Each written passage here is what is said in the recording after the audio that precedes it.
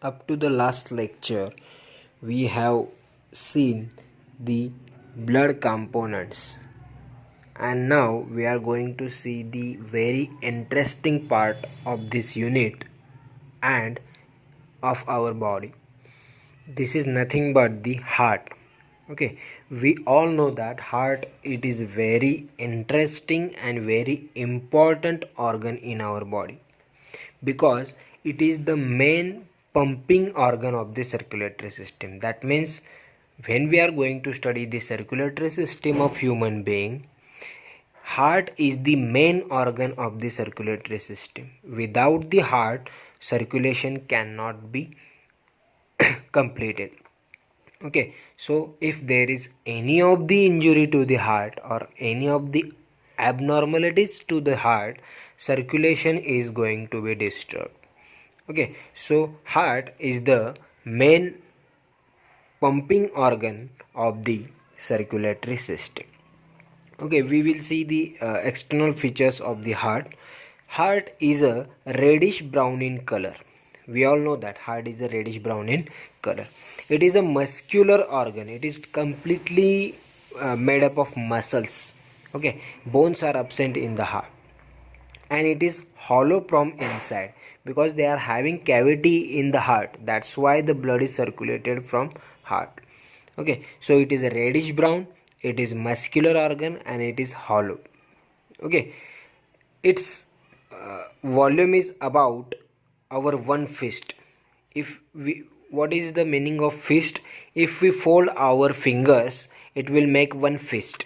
Okay, so the size of our heart is roughly equal to the our one fist.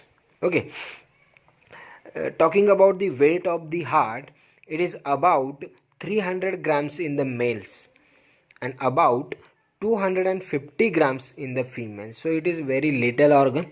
250 grams in females and 300 grams in the males. The structure of the heart, it is conical in the shape. Okay, you can see the structure on your screen. It is conical in shape, and in that structure it is broader at the upper end. Okay, you can see at the upper end it is broader, but in the conical region it is lower at the base. Okay, is in the lower region it is conical in the shape. At the upper region it is a broad structure is there, but at the lower end that is a conical structure is there. That's why it is called as conical in shape. Okay, and this conical lower end, it is slightly tilted to the left side. You can see heart, the conical shape is tilted, moved to the left side, and it is rest above the diaphragm. Okay, just below to the heart there is a presence of heart, so it is rest above the diaphragm. It is a structural characteristic of the heart. Then coming to the very most important part of the heart, that is called as the pericardium. Okay, you can see one picture on your screen. It is a heart wall and pericardium structure. Okay, how actually pericardium, where pericardium is present and where heart wall is present, that we are going to see. So first important part of the heart is nothing but the pericardium, because the heart, it is enclosed within the pericardium. So pericardium can also be called as external protective covering of the heart, because around the heart there is a presence of pericardium. Now that pericardium, it is made up of two layers. Okay, one is outer and one is inner. The outer layer is called as fibrous pericardium and the inner layer is called as serous pericardium. Okay, the outer fibrous pericardium, it is very thin. Okay, and it is made up of single layer. And the second is called as serous pericardium, which is inner layer. Now this serous pericardium, it is moist, it is soft and elastic. Okay, so it is specialized than that of the fibrous pericardium. So serous pericardium, it is a soft, moist and elastic. This serous pericardium, it is divisible into two layers.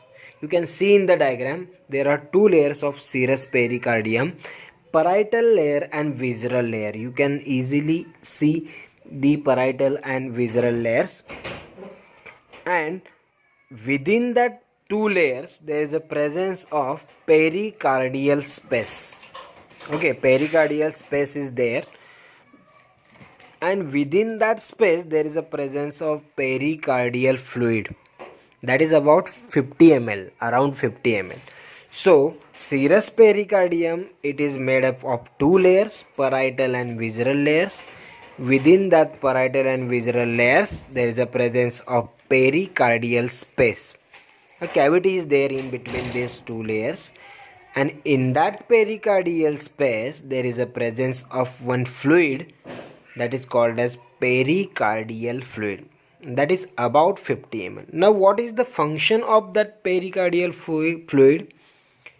This fluid, it is act as a shock absorber. Okay, and whatever the injuries are there, it is absorbed, the shocks of that injuries are absorbed by that fluid. So it is act as a lubricant for the heart, and it keeps the heart moist.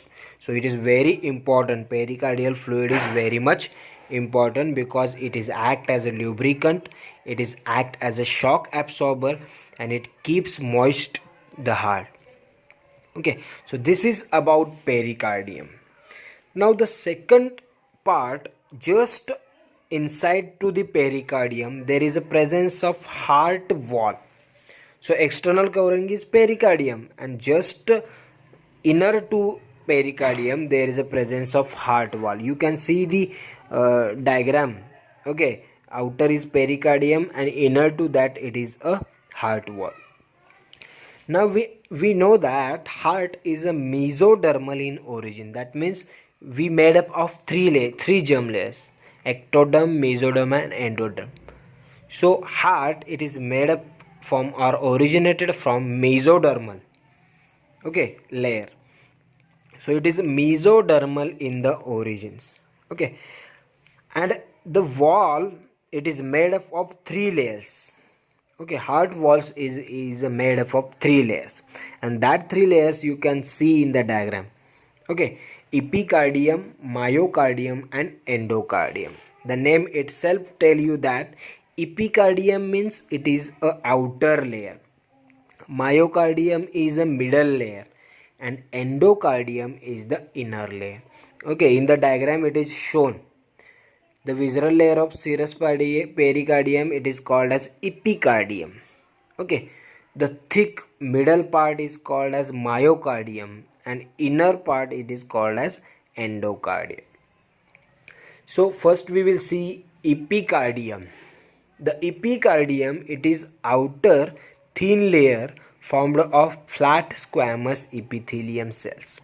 Okay, now epithelium, as I earlier said, that epicardium is an outer thin layer and made up of flat squamous epithelial tissue. The middle thick, you can see the heart in the structure, middle thick region is called as myocardium. It is made up of middle thick layer, and it is made up of cardiac muscles. Now all these brown colored cells are nothing but the cardiac muscles. Heart is made up of cardiac muscles. Remember student that it can be asked, heart is made up of cardiac muscles. So most of the region, it is occupied by the cardiac muscles. Then coming to the next part, that is endocardium.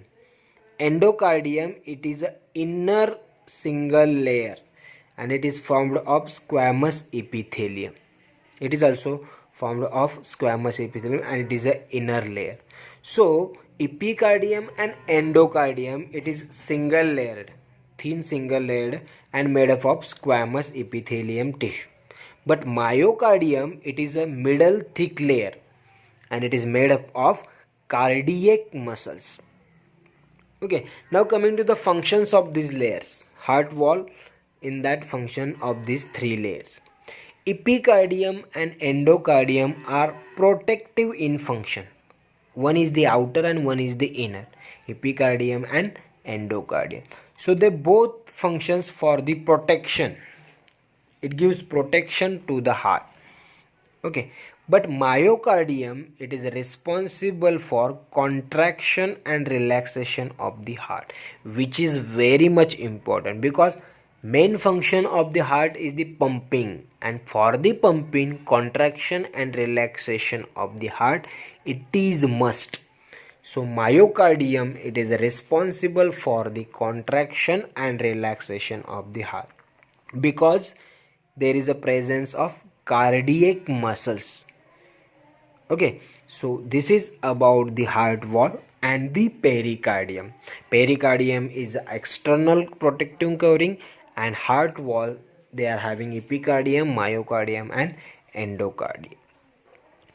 Then coming to the external structure of heart. Okay, you can see one diagram of the external structure of heart. In that you can see a anterior view and you can see a posterior view, or we can call it as dorsal and ventral view. Okay, in this diagram you can see a heart with many of the arteries and veins. Okay, so we are going to see the external structure of heart. Okay, the human heart, it is made up of 4 chambers, or we can call it as human heart is 4 chambered. Remember student that human heart is always 4 chambered. That 4 chambers are divided into 2 and 2. Upper 2 are called as auricles, or we can call it as atria, and lower 2 chambers are called as ventricles. So heart is made up of 4 chambers. Out of that 4, upper 2 are called as auricles or atria, and lower 2 are called as ventricles. We are going to see the external structure. So externally, auricles and ventricles are separated by a transverse groove that is called as atrioventricular groove, or simply called as coronary sulcus. Okay, externally auricles, 2 auricles and 2 ventricles are separated by whom? Separated by a transverse groove that is called as atrioventricular groove, or simply we can call it as coronary sulcus. Okay, then 2 ventricles. Okay, there are 2 ventricles. These 2 ventricles are externally separated by 2 grooves, one anteriorly and one posteriorly, that is called as interventricular sulci. Okay, now we have already seen the auricle and ventricle is separated by the coronary sulcus, and 2 ventricles are separated by 2 grooves anteriorly and posteriorly, that is called as interventricular sulci. Remember the names. Okay, and through this sulci, coronary artery and veins runs. And we are going to see which are coronary artery. You can see the names of coronary artery and coronary veins. Okay, in both the diagram. So the pulmonary trunk is arising from the right ventricle. So there are 2 ventricles, one right and one left ventricle. From the right ventricle, the pulmonary trunk is arises. Okay, and this pulmonary trunk bifurcates into right and left pulmonary arteries. You can see in the anterior view, pulmonary artery, right pulmonary artery and left pulmonary artery, or you can see in the posterior view, right pulmonary artery and left pulmonary artery. This is arising from the pulmonary trunk. and that pulmonary trunk, it is originated from the right ventricle.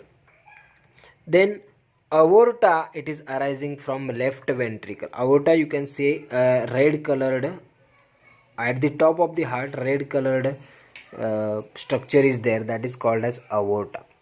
That aorta is arising from the left ventricle. Okay, now this aorta, it is divided into three regions. Okay, ascending aorta, aortic arch, and descending aorta. Okay, you can see at the middle of the top one structure is there, red color structure is there. This is called as aorta, and it is having three parts: ascending aorta, aortic arch, and descending aorta. The both pulmonary trunk and aorta, pulmonary trunk, it is in the blue color, and aorta, it is in the red color. So that both are connected by the ligamentum arteriosum. Okay, it is connected by this. Now you can see and this both aorta and pulmonary arc, pulmonary trunk, are present at the top of the heart. You can see at the upper to the heart there is a presence of these two parts.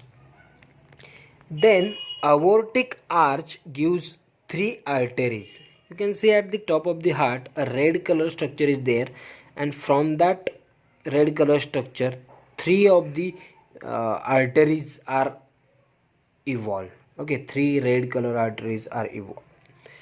Now these are called as, one is called as brachiocephalic artery, second is called as left common carotid artery, and third is called as left subclavian artery. So these three are arteries, okay, which is arising from the aorta, okay, or aortic arch. The right atrium, okay, right atrium, you can see a blue color structure that is called as a right atrium. It receives superior and inferior vena cava. You can see a superior and inferior vena cava in the blue color at the right of the right structure in the anterior view. Superior vena cava at the upper end and inferior vena cava in the lower end. So these two are received by the right atrium along its dorsal surface. The pulmonary veins open into left atrium. Now coming to the left atrium, you can see a pulmonary artery, left pulmonary artery and right pulmonary artery, that is opens into the left atrium. Small left atrium is there, okay, and it is also along to the dorsal surface of the heart. So it is an external structure of heart. Don't confuse with these names, it is very simple. External structure of heart. Heart is made up of mainly four chambers, two upper called as auricles or atria and two lower called as ventricles. The auricles and ventricles are separated by atrioventricular groove or coronary sulcus, and two ventricles are separated by interventricular sulci. Okay, then pulmonary trunk and aorta are the two parts. Pulmonary trunk, it is in the blue color, aorta, it is in the red color. Pulmonary trunk is arising from the right ventricle and aorta is arising from the left ventricle. Pulmonary trunks divides into right and left pulmonary arteries, and aorta, it is divided into three parts: ascending aorta, aortic arch, and descending aorta. Okay, then aortic arch, the upper part, it is divided, it gives three arteries: brachiocephalic, left common carotid, and left subclavian artery. These three arteries are arising from this.